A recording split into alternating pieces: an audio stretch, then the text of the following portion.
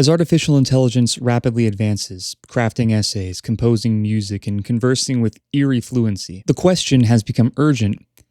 Can machines ever be conscious? Can a sufficiently advanced AI not only think but understand? For some, the answer seems inevitable. If a machine can do everything a mind does, must it not have a mind of its own? Now, this view is called functionalism, which holds that mental states are defined by their functions, that is, what they do, what they can do, what they're capable of, and not what they're made of necessarily. According to functionalism, if a machine processes information the same way that a human brain does, it should have, in theory, the same mental states, including consciousness. And this position undergirds much of today's AI enthusiasm. If we can build machines that act like minds, then we have built minds. And really, who doesn't want to play God? But this reasoning is flawed. Now, to illustrate the flaw in a more meaningful way, John Searle proposed a famous thought experiment.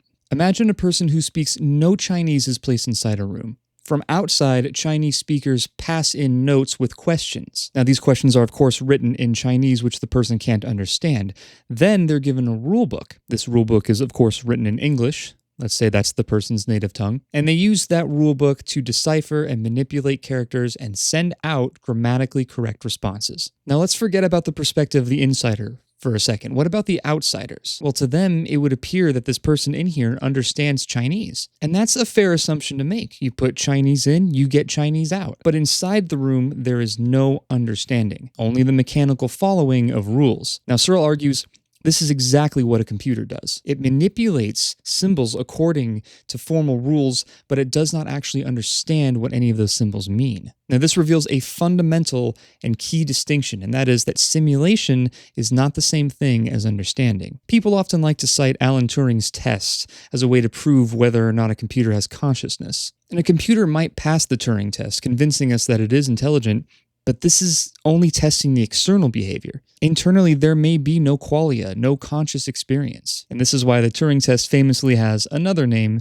the imitation game. It doesn't really measure how aware or conscious a machine is, but instead how easily it can deceive us into believing that we're talking to another person. And Searle encapsulates this with a simple yet absolutely devastating phrase. Syntax is not sufficient for semantics. All this is to say that machines can follow the structure of language without grasping its content. Some philosophers have tried to counter Searle's argument. The systems reply suggests that while the person in the room doesn't understand Chinese, the entire system, the person, the rulebook, and the room does understand Chinese. That is to say that the components, the parts of the system make up the system itself. The system itself puts Chinese in and puts Chinese out. But Searle digs his heels in the sand and rebuts this by saying that at the end of the day, the person internalizing all of the rules still doesn't understand the language, because all it needs is one part of that system to not understand, and understanding is done. It's not just the whole sum of its parts. Others offer the robot reply, proposing that giving machines bodies and sensory input might bridge the gap to understanding. Perhaps if there were something that could link the machine to the real world,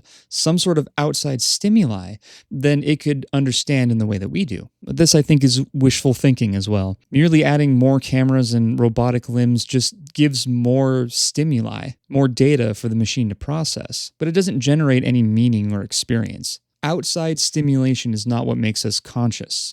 It's our ability to interpret that data, to understand what we're seeing and hearing and smelling and tasting, and be able to learn from it. The implications of Searle's argument are significant. As AI systems become more human-like in their outputs, we risk anthropomorphizing them, treating them as conscious beings when they're not. Down the line, this confusion could lead to ethical missteps, granting rights to machines while ignoring the humans that they've displaced and devalued. I mean, the impact is already being felt in several sectors of work all across the world. And we're not even having the conversation about whether or not this is ethical. What's going to happen when we treat machines as people? Will we be able to defend this displacement by saying that machines have a right to live, that they have a right to sustain and earn money? Now, Searle's not denying that machines could simulate consciousness, but simulation is not the same as reality. A puppet may dance like a man, but he doesn't feel the music. So until I'm proven wrong, as far as I'm concerned, consciousness remains, at least for now, the domain of beings who not only process information, but live through it.